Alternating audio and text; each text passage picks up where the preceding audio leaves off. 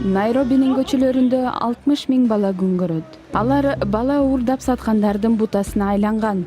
Ребекка бир нече жылдан бери үйү жок. Ал уктап жатканда анын тун баласын уурдап кетишкен. Ошондон бери баласын эч көргөн жок. Таңкы саат 2-де турсам балам жок экен. Аны ким алып кеткенин билбейм. Баламдын аты Лоренс Жазоя.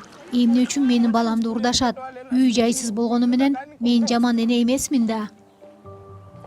Биз үй жайсыз энелердин балдарын уурдап жүргөндөрдү билген бир адамга жолуктук. Ал бизге өздүгүмдү ачыкка чыгарбагыла деген шарт менен сүйлөп берүүгө макул болду.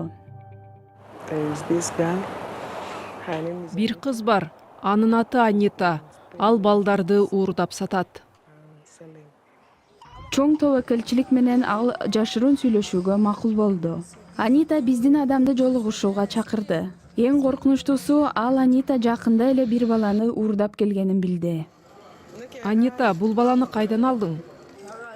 Бир аял мага берди. Баланы алып баса бердим. Бала менен качып кеттиңби? Ооба. Анита 450дөй АКШ долларын төлөөгө даяр турган кардары бар экенин айтты. Биздин адам баланы сатылып кетпеши үчүн болгон аракетин жасап, $700 да көп акчага сатып ала турган бир адамды билерин айтты. Ошол суммага макулсузбу? Албетте макулмун. Эгер мүмкүн болсо эртең келишип чекит коелу. Эртеңби? Макул анда. Баланын өмүрү коркунучта болгондуктан биз бул тууралуу полицияга кабарладык. Полиция Анитаны колго түшүрүүгө макул болду. Мен кардар болуп, Анита менен Найробинин четинде жолукмай болдум. Тилекке каршы ал жерде бала жок экен. Анита ошол күнү кечирээк бала менен кайтып келүүгө макул болду. Бул баланы издеп эч ким келбейби? Жок. Буга чейин канча баланы саттыңыз? Экөөнү. Эч ким кармалган жокпу? Жок. Анита кайра кайтып келбеди. Ал жаш баланы көбүрөөк акча сунуштаган адамга сатканын уктук. Анита дайынсыз кеткендиктен биздин имиштерге эч жооп берген жок.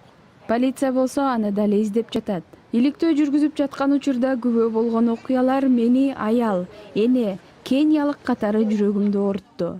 Бала уурулар биздин арабызда эле жүрөт. Жүздөгөн, балким миңдеген балдарыбыз мал сыяктуу сатылып, жарандыгынан ажырап, ким экенин билбей калууда. Бул улуттук трагедия.